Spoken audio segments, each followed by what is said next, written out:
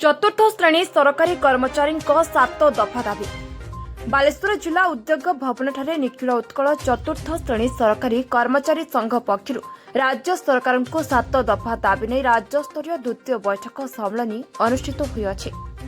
उक्त सभारे राज्यर समस्त जिलूर शताधिक सरकारी चतुर्थ श्रेणी कर्मचारी एकत्रित होई निज निजर कार्य कालक्रमर समस्यार समाधान किपरि हेब तार आलोचना करबा सह नूतन सरकारक ठारे किछि दिन पूर्व चतुर्थ श्रेणी सरकारी कर्मचारी उन्नत भविष्यत पई राज्य सरकार को देइथिबा 7 दफा दाबीपत्र रे उक्त सभारे उपस्थित थिबा समस्त कर्मचारी सहमत मिलिथिला। उक्त सभारे निखिल उत्कल चतुर्थ श्रेणी सरकारी कर्मचारी संघर सभापति श्री सुबल किशोर महांती, बलांगीर जिला टिटलागड़ उपसभापति श्री सुरेश कुमार साहू, गीतांजलि देहुरी, सीमांचल महांती तथा ओडिशा राज्यर 30 गोटी जिलार शताधिक चतुर्थ श्रेणी सरकारी कर्मचारी उपस्थित थिले।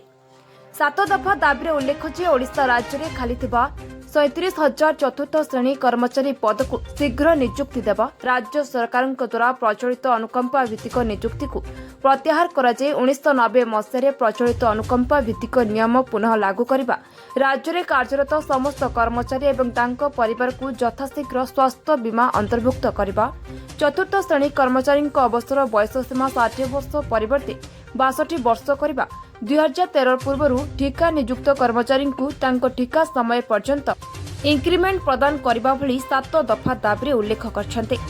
पूर्व सरकार को मध्य उक्त दाबी करथिले हेले सुफल न मिलिबारु नूतन सरकार ठारे दाबी करछन्ते। मोर भाषा न्यूज जरिया रे निखिल उत्कल चतुर्थ श्रेणी सरकारी कर्मचारी संघ टिटलागढ़ संपादक और समस्त ओडिशावासी को 2025 नूतन वर्ष उपलक्षे हार्दिक अभिनंदन एवं शुभेच्छा। समस्तंक पई वर्षटी मंगलमय हो।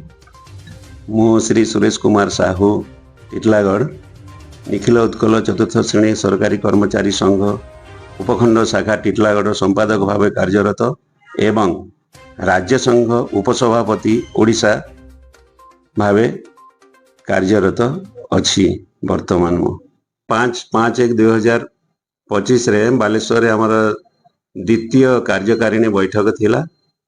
समस्त जिल्लार उपस्थित थिले, 30टा जिल्लार उपस्थित थिले एवं राज्य संघ सभापति, उपसभापति, उपदेष्टा मंडली एवं विभिन्न कर्मकर्ता उपस्थित रही बालेश्वर उद्योग भवन ठारे आमर कार्यकारिणी बैठक होइथिला। सेथिरे आमर 7टा दफा थिला आमर दाबी सरकार पाखरे पूर्वर आमे करि आसचु। वर्तमान नूतन सरकार आसीचंदी, सेथि पई आमे पुणी थरे आमे दाबी करिछु कि आमर आशा पूरण करिवे बोली आमे आशा करछु। धन्यवाद। ब्यूरो रिपोर्ट मोर भाषा न्यूज।